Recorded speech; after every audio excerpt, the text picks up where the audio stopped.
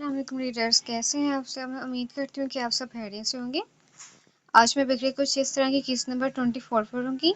چلیں بنا وقت ضائع کیے اس کس کو سٹارٹ کرتے ہیں۔ وہ اسے چائے کا کپ پکڑا رہا تھا۔ اس نے مسکراتے ہوئے وہ چائے کا کپ اس کے ہاتھ سے پکڑ لیا۔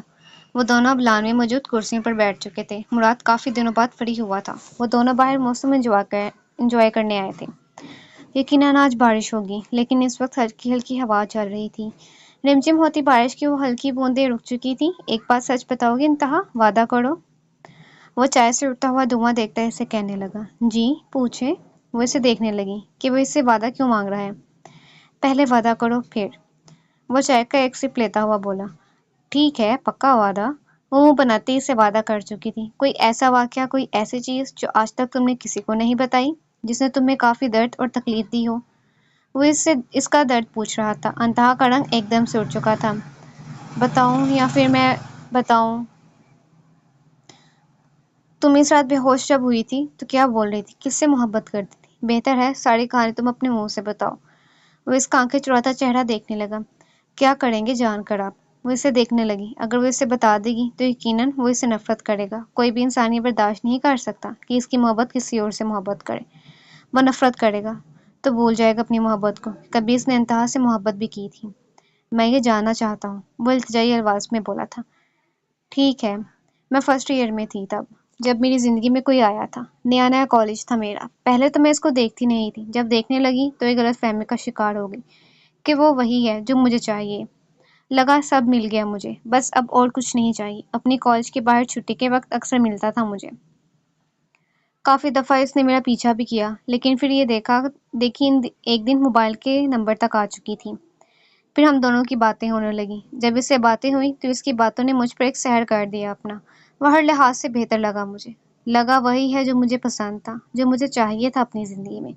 باتیں راتوں رات ہونے لگیں۔ ایک دن راتوں کی باتیں شادی تک آ گئیں۔ بہت دیر تک کی باتیں شروع ہونے لگیں ہم دونوں کے بیچ۔ وہ بھی پڑھتا تھا، میں بھی پڑھتی تھی۔ وعدہ ہوا کہ جب تک کامیاب نہیں ہو جاتے تب تک شادی نہیں کریں گے۔ میں اپنی ماں کی طرح اپنی زندگی نہیں گزارنا چاہتی تھی۔ وہ اکثر اپنے گھر کی مشکلات مجھے بتاتا تھا۔ میرا کوئی اتنی مشکلات نہیں تھیں جو میں اسے بتاتی۔ اس کی مشکلیں مجھے اپنی مشکلیں لگتی تھیں۔ میں کم عمر تھی اس لیے شاید اس کی باتوں میں آتی اس کو پیسے دینے لگی۔ جیسے جیسے وقت آگے چل رہا تھا وہ آہستہ آہستہ مجھ سے دور ہوتا جا رہا تھا۔ کیوں؟ وہ کالج کے باہر بھی آنا چھوڑ چکا تھا۔ وہ تو مجھے بہت پرانا پسند کرتا تھا، پھر وہ ایسا کیوں کر رہا تھا میرے ساتھ؟ جب پیسوں کی ضرورت ہوتی اور مشکل ہوتی تو بات کرتا، ورنہ نہیں۔ وہ رک گئی۔ وہ اپنی نظر ادھر ادھر چلانے لگی۔ رک کیوں گئی انتہا؟ آگے کیا ہوا تھا تمہارے ساتھ؟ کیا اس نے تم سے بریک اپ کر لیا؟ وہ اس کو رکتا دیکھتا ہوا بولا۔ نہیں، بریک اپ نہیں کیا۔ اصل صدمہ تب لگا مجھ کو جب وہ آنکھیں پھیر گیا مجھ سے۔ وہ ایک بار پھر بولنا شروع ہوئی۔ زندگی میں پہلی بار وہ اپنی یہ کہانی، اپنا یہ واقعہ کسی کو سنا رہی تھی، اور اسے سمجھ نہیں آ رہا تھا کہ وہ کیسے سنائے اسے۔ وہ سنا بھی اسے رہی تھی جو اس سے محبت کرتا تھا، بے پناہ محبت۔ ایک دن اس نے مجھے ملنے کے لیے ایک ریسٹورینٹ پر بلایا تھا۔ میں چلے گئی۔ جس وقت کالج میں سب پڑھائی کر رہے تھے، اس وقت میں اس کے ساتھ ریسٹورینٹ پر تھی۔ میں کالج گئی ہی نہیں تھی اس دن۔ پھر میں ملی تو ایسا لگا اب بس یہی ہے، میں اس کے ساتھ اپنی پوری زندگی گزار سکتی ہوں۔ ہم موبائل سے ہٹ کر ملنے لگے۔ ایک دن اس نے کہا کہ مجھ سے ملنے گھر آؤ، میں تمہیں اپنی ماں سے ملوانا چاہتا ہوں۔ میں نے انکار کر دیا۔ وہ جو چاہتا تھا میں نہیں کر سکتی تھی۔ وہ پھر مجھ سے ہفا رہنے لگا اس بات کو لے کر کہ میں اس کی ماں سے نہیں مل سکتی، میں اس کی ماں سے ایک دفعہ بھی نہیں مل سکتی۔ ایک دن اسے بتا کر اس کی بھیجی ہوئی لوکیشن پر اسے ملنے چلے گئی، وہاں یہ سوچ کر کہ اس کی ماں سے ایک بار ملنے میں کیا حرج ہے، بعد میں بھی جب ملنا ہی ہے تو ابھی مل لیتی ہوں۔ میری کوئی اتنی عمر نہیں تھی، میں نے میٹرک پاس کیا تھا اس وقت، اور کالج آنا شروع ہوئی تھی۔ جب کالج گئی تو وہ میری زندگی میں فوراً ہی آ گیا تھا۔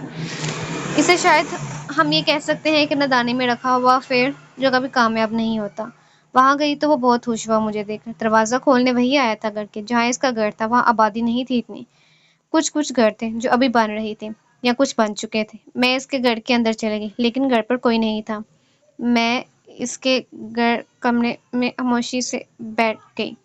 اس کی آواز میں ایک دم سے سسکیاں شروع ہو چکی تھیں۔ وہ بولنا بھی چھوڑ چکی تھی۔ وہ اپنے کندھوں پر موجود دوپٹے سے خود کو ڈانپنے لگی۔ وہ جلنے لگی تھی، اس کا جسم جل رہا تھا۔ وہ اپنے جسم کو ڈانپ رہی تھی۔ مراد تو چپ چاپ صرف اسے دیکھ رہا تھا۔ وہ ایک زیادتی تھی جو انتہا کے ساتھ آگے ہوئی۔ وہ ہوس کا نشانہ بن چکی تھی۔ مراد خان کی محبت کو پہلے سے ہی کسی نے لوٹ لیا تھا۔ اس نے مجھے اپنے ایک دوست کے آگے بیچ دیا اس دن۔ اس نے روتے ہوئے بمشکل یہ فکرہ ادا کیا تھا اور یہاں مرادان کا سانس رک گیا۔ کسی نے روح کھینچ کر دوبارہ جسم کے اندر ڈالی ہو، جیسے کسی نے دنیا ہی چھین لی ہو اس کی۔ میں نے اس پہ بہت بھیک مانگی، سب کیا محبت تک، مگر اس نے میرا سودا کرنے کی قسم کھائی ہوئی تھی۔ تم تو مجھ سے محبت کرتے ہو نا؟ میرے ساتھ ایسا کیوں کر رہے ہو؟ ایک عرصہ ہمیں جو سب باتیں ہوتی ہوئیں، وہ اتنا عرصہ میرا پیچھے کیوں کیا؟ صرف اس سودے کے لیے؟ مجھے بیچنے کے لیے؟ وہ آنکھوں سے آنسو بہاتے ہوئے اٹک اٹک کر بول رہی تھی۔ کچھ دیر وہ خود کو پرسکون کرنے کے لیے خاموش ہو گئی۔ مراد نے اس کو کچھ دیر پرسکون ہونے دیا، پھر ایک دم سے وہ اسے کچھ اور بتانے لگی۔ اس نے اس دن میری ایک نہیں سنی تھی اور مجھے کمرے میں بند کر کے چلا گیا۔ کچھ وقت بے فضول کی جدوجہد کرنے کے باوجود بھی کمرے کا دروازہ نہیں کھول پائی۔ تبھی کچھ ہی دیر بعد اس کا دوست اس کمرے میں آیا تھا۔ میں نے اس کے بارے میں پوچھا کہ وہ کہاں ہے۔ میں اس کی دوست کے مسلسل ہود پر نظر دیکھتی اس کی نیت سمجھ چکی تھی۔ اس کی دوست نے مجھے بتایا کہ وہ میرا سودا کر کے جا چکا ہے۔ 1 کروڑ کا سودا ہوا تھا میرا۔ اگر کوئی 1 کروڑ مرادان سے اس کا مانگتا تو وہ اس کا صدقہ دے دیتا۔ وہ تو اکثر اس کے صدقوں میں لاکھوں روپے دیتا تھا ہر سال۔ کچھ دیر بعد اس کی دبئی کی فلائٹ ہے۔ یہ وہ الفاظ تھے جس نے مجھے بتایا کہ میں نے اپنی ذات کا کچا سودا کیا ہے۔ وہ ایک بار پھر خود کو پرسکون کرنے کے لیے رک چکی تھی۔ ہواؤں نے اپنا رخ بدل لیا تھا۔ دونوں کے وجود سے گزرتا احساس کچھ کہہ رہا تھا۔ ایک دم ہلکی کالی گٹھا آسمان پر چھا چکی تھی۔ رک کیوں گئی؟ پھر کیا ہوا اس دن؟ کیسے نکلی اس جہنم سے؟ مراد نم آواز میں اس سے مخاطب ہوا۔ انتہا نے سر اٹھا کر اسے دیکھا تو اس کی آواز میں بے پناہ درد تھا، مگر وہ رو نہیں رہا تھا۔ کیوں؟ وہ کیا لگتا تھا اس کا؟ کچھ بھی نہیں۔ پھر اتنا درد کیوں اس کی آواز میں؟ کیوں اتنی محبت کر رہا تھا وہ اس سے؟ پھر اگر اس دن کوشش نہ کرتی تو آج زندہ نہ ہوتی۔ نکل گئی میں وہاں سے۔ اس کے دوست نے زبردستی کرنے کی بہت کوشش کی۔ میرے کپڑے کافی جگہ سے پھٹ چکے تھے، مگر کچھ ہونے نہیں دیا خود کے ساتھ۔ بمشکل بہت محنت اور جدوجہد کرنے کے بعد اس کمرے کے دروازے کو پار کیا تھا، مگر اس گھر سے نکلنا بہت ضروری تھا۔ جس جگہ اس نے مجھے بلایا تھا، اگر میں وہاں کسی کے گھر کا دروازہ کھٹکھٹاتی تو یقیناً اس کا دوست مجھے پکڑ لیتا۔ اس لیے میں نے کسی کے گھر کا کوئی دروازہ نہیں کھٹکھٹایا۔ وہ میرے پیچھے تو آیا تھا، مگر میں اس سے دور جا چکی تھی۔ بہت دیر بعد مجھے احساس ہوا کہ میں بہت دور آ چکی ہوں، کسی سڑک پر آ چکی ہوں۔ سڑک پر کافی رش تھا، جسے دیکھ کر سکون ملا۔ اگر میں اس دن نہ بھاگتی تو عزت جاتی، اور عزت سے بڑھ کر کچھ نہیں ہوتا ایک لڑکی کے لیے۔ عزت سے بڑھ کر کچھ نہیں ہوتا۔ جو لڑکی اپنی عزت سے محبت نہیں کرتی وہ پھر لڑکی نہیں ہوتی۔ وہ لڑکی ایک ٹشو پیپر کی طرح ہوتی جسے لوگ استعمال کر کے پھینک دیتے۔ میں اپنی عزت بچانے کے لیے بھاگی، بھٹک کر گھر تو پہنچ گئی، مگر ڈر کے مارے کالج جانا چھوڑ دیا، بیمار رہنے لگی۔ پھر ہمت کر کے ایک کہانی بنائی جو گھر میں سنائی۔ کہا کہ ایک لڑکا تنگ کرتا ہے مجھے، گھر تک بھی آنے لگا ہے اب تو۔ کالج میں سب باتیں کرتے ہیں عجیب، وہ کوئی لحاظ بھی نہیں کرتا۔ سکون کا سانس تب آیا جب کالج اور گھر دونوں بدل دیے گئے۔ مشکل ہوئی مگر پڑھائی بہتر ہونے لگی، کیونکہ دل میں ایک امید تھی کہ پڑھ لکھ کر کامیاب ہو جاؤں گی۔ ہر چیز چاہتی تھی، ملی بھی، مگر تب تک جب تک ماں ماں تھی۔ غلطی میری تھی، میں کیوں کسی کی باتوں میں آئی؟ میں تو ہمیشہ محبت سے دور بھاگتی تھی، پھر ایسے کیسے کسی کی باتوں میں آ گئی؟ میں نے آج تک یہ کبھی کسی کو نہیں بتایا، اپنے اس ڈر کی وجہ سے۔ میں سو نہیں سکتی، سو جاؤں تو ڈر کے مارے آنکھ کھل جاتی ہے۔ یہ زخم مجھے جینے نہیں دیتا۔ پہلے باپ نے سکون چھین لیا، پھر ماں بھی نہیں رہی۔ وہ سب انسان جو میری زندگی میں آئے وہ مجھے کبھی صحیح طریقے سے ملے بھی نہیں۔ وہ مجھے مل جاتا تو کیا تھا؟ میں اسے بہت پسند کرتی تھی، کیوں چلا گیا وہ سب کی طرح؟ میرے پاس صرف اور صرف وہی تھا۔ وہ روتے ہوئے ابھی بھی بول رہی تھی اور وہ سن رہا تھا۔ کتنا درد ہوتا ہے اپنی محبت کے منہ سے کسی اور کا نام سنا۔ مراد کو لگ رہا تھا کہ اس کا جسم ٹکڑوں میں تقسیم ہو رہا ہے۔ کتنے صبر سے بیٹھا تھا وہ صبر آہستہ آہستہ ٹوٹ رہا تھا۔ وہ سر جھکائے اس کے سامنے رو رہی تھی۔ اچانک مراد کی آنکھوں میں رمجم ہونے لگی۔ آسمان پر چھائی کالی گٹھا نے بارش کی صورت اختیار کر لی تھی۔ بارش شروع ہوتے ہی مراد کو اپنی آنکھوں میں موجود موتیوں کو بہانے کا موقع مل گیا تھا۔ وہ دونوں آہستہ آہستہ بارش میں بھیگ رہے تھے۔ وہ اس مرد کی آنکھوں میں آنسو لانے والی پہلی عورت ثابت ہوئی تھی۔ وہ جو آگے بول رہی تھی وہ بھی وہ بہت غور سے سن رہا تھا۔ غلط فہمی، غلط شکار ثابت ہوئی۔ کاش وہ حقیقت بتا سکتا اسے کہ وہ کیا کر چکی ہے اس کے ساتھ۔ انتہا خاموش ابھی بھی آنسو بہا رہی تھی۔ اسے لگا وہ نفرت پیدا کر چکی ہے اپنے لیے اس کے دل میں، مگر وہ کچھ اور ہی پیدا کر چکی تھی۔ یہ کیا کر دیا تھا اس نے؟ وہ ایک دم سے کرسی سے اٹھ کھڑا ہوا۔ انتہا نے سفید لباس پہنا ہوا تھا۔ بارش میں بھیگنے کی وجہ سے اس کا جسم صاف واضح ہو رہا تھا۔ اس نے اپنا کوٹ اتار کر اس کے کندھوں پر ڈال دیا۔ وہ دونوں کافی بھیگ چکے تھے۔ مراد خاموشی سے اندر کی طرف جانے لگا۔ ہم سمجھے اسے محبت نہ تھی پہلے ہم سے، ہم سمجھے اسے محبت نہ تھی پہلے ہم سے، آج ان سے ملے تو معلوم ہوا کہ محبت پہلے ہی تھی ان کو ہم سے۔ آرین بھاگتا ہوا اپنے باپ کے گلے لگا تھا۔ یہ صرف اور صرف ایک ذریعہ تھا پاس ورڈ جاننے کا۔ وہ اب اپنے باپ کی گود میں بیٹھ چکا تھا۔ بابا، اب آپ مجھے ٹائم نہیں دیتے، وہ ناراض ہوتا ہوا اپنے باپ سے کہنے لگا۔ نہیں، میرا سارا وقت آپ کے لیے ہی ہے، اور اب تم بچے نہیں رہے جو میری گود میں بیٹھو۔ وہ اسے چومتے ہوئے بولے جو گود میں بیٹھا ہوا تھا۔ اوکے بابا۔ وہ گود سے اٹھتا، صوفے پر ان کے ساتھ لگتا ہوا بیٹھ گیا۔ بابا، وہ اپنے باپ کو جتنے مسالے آج لگا سکتا تھا لگا رہا تھا۔ جی بابا کی جان، بولو۔ حیرت کی بات یہ تھی کہ انہیں اپنے بیٹے کے مثالوں کا پتہ نہیں چل رہا تھا کہ وہ کر کیا رہا ہے، وہ چاہتا کیا ہے۔ میں سوچ رہا ہوں میں بڑا ہو رہا ہوں تو اپنا ایک پرائیویٹ لاکر بنا لوں، کیونکہ اب میں بچہ نہیں رہا۔ وہ سامنے ٹیبل پر بڑا پزل پکڑتا ہوا گفتگو کرنے لگا۔ اس کی کیا ضرورت ہے؟ وہ اس کی باتوں سے حیران نہیں ہوئے تھے، کیونکہ وہ اکثر ایسی باتیں کرتا تھا۔ ایسا کرتے ہیں، ہم دونوں ایک ہی لاکر رکھ لیتے ہیں۔ آپ کے سیکرٹ میرے پاس سیف رہیں گی اور میرے آپ کے پاس۔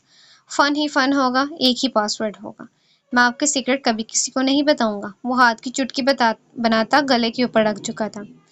ٹھیک ہے بیٹا، تمہیں چاہیے تو رکھ دیتا ہوں، مگر مجھے نہیں چاہیے، کیونکہ میرا کوئی سیکرٹ نہیں ہے، مگر میں تمہاری سیکرٹ سب جاننا چاہتا ہوں۔ وہ اسے اپنے سینے کے ساتھ لگاتے بولے۔ کچھ ہی دیر بعد وہ اس کے بالوں میں انگلیاں چلانے لگے تھے۔ لیکن بابا، ایک مسئلہ ہے، مجھے کوئی پاس ورڈ نہیں پتہ چل رہا ہے کہ کیا رکھوں، آپ بتائیں جو آپ رکھتے ہیں اپنے لاکر کا۔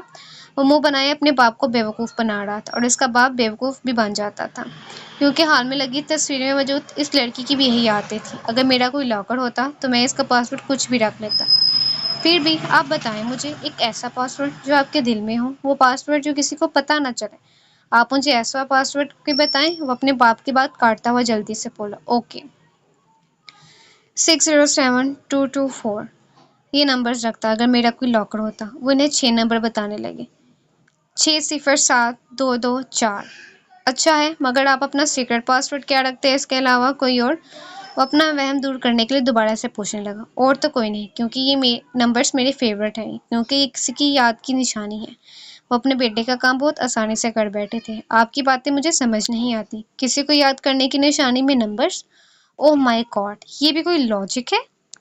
اگر کسی کو یاد کرنے کے لیے لاکر رکھنا ہے تو پھر بندہ اس کے گھر میں تصویر رکھ لے۔ لاکر تو سیکرٹ کے لیے ہوتا ہے۔ خیر، آپ مجھے لاکر لا کر دیں گے کل؟ ابھی میں اپنے کمرے میں جا رہا ہوں پڑھنے، کیونکہ کل میرا اسکول میں ٹیسٹ ہے۔ وہ جلدی سے اپنے کمرے کی طرف جاتا اور اپنے باپ کو دھمکانے لگا۔ وہ جب ضد کرتا تھا تو ایک دم سے ہی کرنے لگ پڑتا تھا، بالکل اس تصویر میں موجود لڑکی کی طرح۔ بعض اوقات وہ اپنے بیٹے کی باتوں سے بہت مسکراتے تھے، کیونکہ وہ بھی ویسے ہی بے وقوفوں والی باتیں کرتا تھا جیسے وہ کرتی تھی۔ وہ جب یہاں پر تھی تو کتنا حکم چلاتی تھی، ذرا ذرا سی بات پر وہ بلیک میل کرنے لگ پڑتی تھی، کھانا چھوڑ دیتی، اسے منانا پڑتا تھا، اسے بتانا پڑتا تھا کہ تمہاری اہمیت الگ ہے۔ بس وہ اہمیت کو نہیں سمجھتی تھی جو الگ کیوں ہے۔ وہ اس شخص سے الجھتی رہتی تھی، بس وہ چاہتی تھی وہ کسی طرح کہ اس کی زندگی سے نکل جائے، مگر وہ شخص اس لڑکی کی زندگی میں ایسا قدم رکھ چکا تھا جہاں سے نکلنے کا کوئی جواز ہی نہیں تھا۔ کتنا بھاگتی تھی نہ وہ حقیقت سے بھاگتے بھاگتے ایک دن دلدل میں جا گری، ایسی گری کہ دلدل سے نکل نہ پائی۔ دل سے بہتر کوئی گھر نہیں ہوتا، دنیا تو ساری دلدل ہے، جہاں پہ ایک بار پھنس جاؤ تو نکل نہیں پاؤ گے۔ وہ دنیا کے دلدل میں پھنس چکی تھی، اپنے دل کے گھر کو اجاڑ چکی تھی، وہ خود کو خود ہی مار چکی تھی۔